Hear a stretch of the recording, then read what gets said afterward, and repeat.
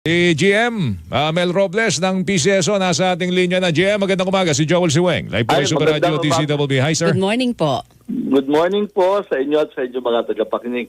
Ayun. Alright. Pero nakausap po namin kanina si Senator Coco Pimentel. Di po ba patuloy yung investigasyon ng Senado dito sa mga issue sa PCSO? At Joel, ang sinabi niya kanina, marami pang kailangan patunayan ng PCSO para mabura yung pagdududa sa inyo pong mekanismo o mekanism sa loob po ng PCSO, lalo na doon sa Bulacan at merong naitatakdang panalo o nanalo sa loto. Go ahead, sir. Open naman ho tayo dyan. Dapat talaga ay ma-solusyonan yan kung meron. Actually, nag-imbita ho kami in writing sa mga senador po na pumunta po, na on record po yan, para makita naman nila. Yung pagdududa ho ay talaga naman hong laging naandyan yan eh. Pero kailangan din naman merong batayan yung pagdududa. Sa tagal po ng PCSO, lagi naman po talagang lumalabas din. Talaga swerte lang yung... Mahirap po intindihin yung game of chance eh. Hindi po natin kontrolado yan. Kung kontrolado natin yan, kaya natin mapaliwan yan. Pero since this is a game of chance, by the very nature, mahirap pong kahit sabihin natin, kaya nga malaki ang premyo, napakahirap po malaman kung paano ho gagalaw dyan eh. Okay. Hindi po na-define yan eh. Opo. Okay. May mga panukala po, may mga payo na nanggagaling po sa Kongreso na kumuha po kayo ng third-party service para ho sa integrity at auditing ng mga laro po natin. Ang ISO po ay international din po yan. Pero titignan din po namin. Siguro yung expert na sa gaming kung gusto nila. Kasi ano ho yan eh, meron naman mga specialty yung mga audit. Siguro we will consider that yung a third party na ang specialty ay gaming. Kasi po yung ISO is a standard naman po na international din. At titignan po natin, baka lang natin tignan, baka mag-redundant kami naman ng MACOA, pero we would love to have that, yung third party na siguro ang specialty ay gaming. Yan ho ang i-consider namin. Maganda rin ho yan.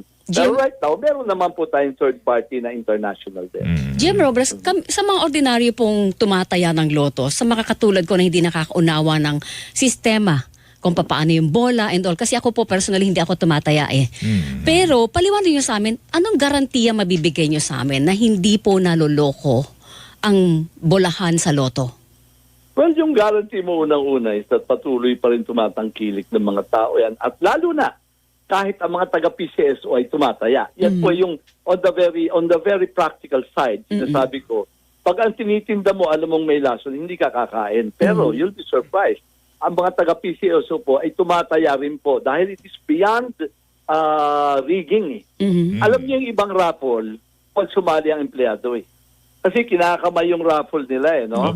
So nakikita mo, bakit po ang PCSO pwedeng tumaya at manalo pa? Nakadalawang empleyado na pang nanalo ng jackpot sa PCSO. Wala rin naman pong problema, no? Kasi po, even if we wanted to rig it, hindi nyo po magagawa. Kaya ganun po ang prinsipyo niyan. Sige, sumali lahat kasi hindi naman kayang i-rig it. Yan po on the very practical side, kuruin nyo kung merong nangyayari dyan. Sino unang makakaalam? Di taga-loob, di wala nang tataya. That's on the very practical side. Again, pinapalabas po namin yung pre-draw preparation yan. May mga set po ng bola yan. Hindi po alam kung ano ho ang gagamitin doon dahil marami hong mga attache case yan eh. Bobolahin pa rin po kung ano ang set na gagamitin. Tinitimbang po yan isa-isa. Pag meron pong nahulog na bola, out, etsepuera na kagad yung ano na yon, yung case na yon, bago na naman humbunutan. So it's very stringent and everything is recorded by video. Tsaka parang tinitimbang yung bawat bola. Para malaman mo na eh. Tinitimbang, yung bawat bola, di ba? Para halos hangin yun eh. Hangin kasi to, kung milligram lang may spell the difference, hindi yun naakyat. Kaya tinitimbang po yan. At pag napili na po yung case na gagamitin, hindi na po pwedeng hawakan yun. I-mount na po yun doon. Tapos wala na pong pwedeng humawak. Yun pa yung nababantayan. Naka-televise pa rin ba, GM? Televise po live at Live, saka online din po. Sa PTV4 po, televise po. Kasi 'di ba kaya tinelevise 'yan para mawala yung duda na ito'y dinadaya. May sinasabi lang po si Senator Coco Pimentel kanina na yung lag time, 'di ba Joel, halimbawa nakapili na yung makina ng lahat ng set ng numbers na nanalo for that day sa bola na 'yon, 'di ba GM?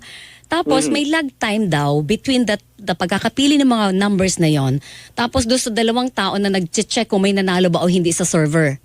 Yung lag time daw na yon ang dapat bantayan. Gaano po ba katagal yung lag time na yon? Maganda po yan. Talaga pong theoretical yan. Pero maganda rin sana talaga na tignan yan. Kasi yung theoretical yan eh. Hindi pa nga ako nakakadalaw doon eh.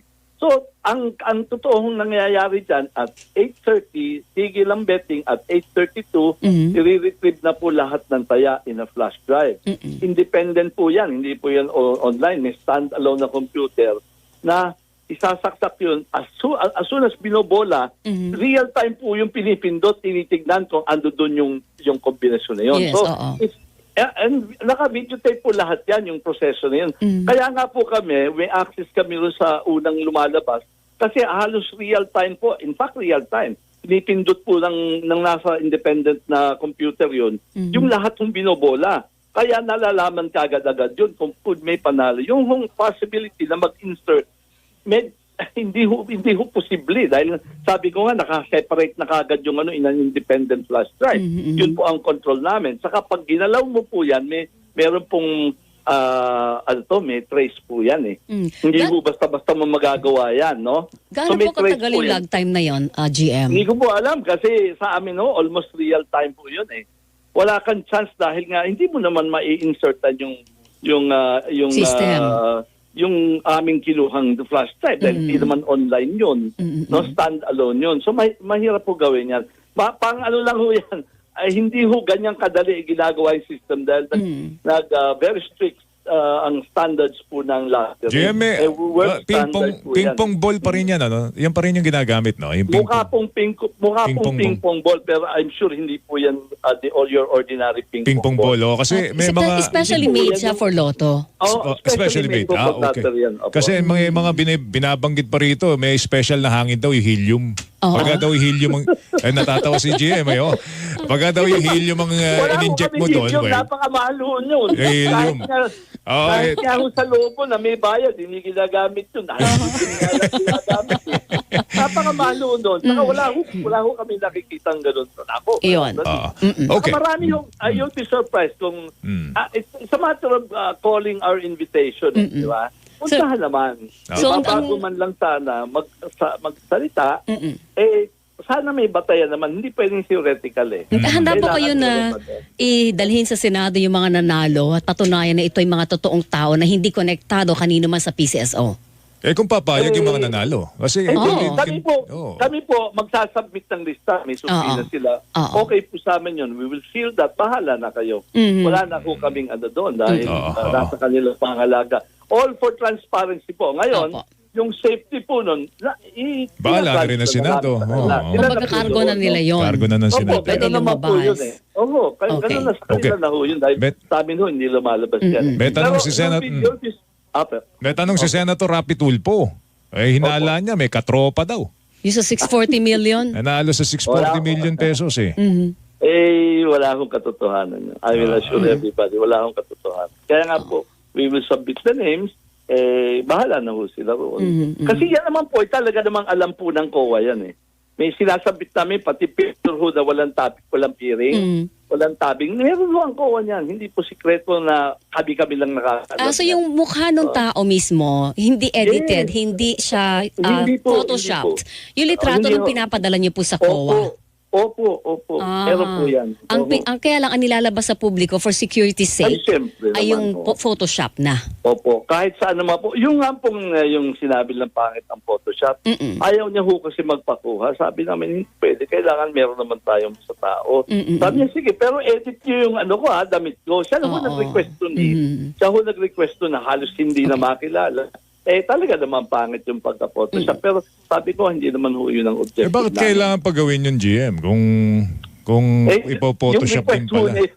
I-request ho yun eh. In fact, kahapon po, may nagpa-interview pa nga po. Yung nanalo ng nagpa-interview. Siyempre, on the condition na i-conceal yung niya. GM, bakit nagde-decide ang board na dagdagan ang halaga ng premyo?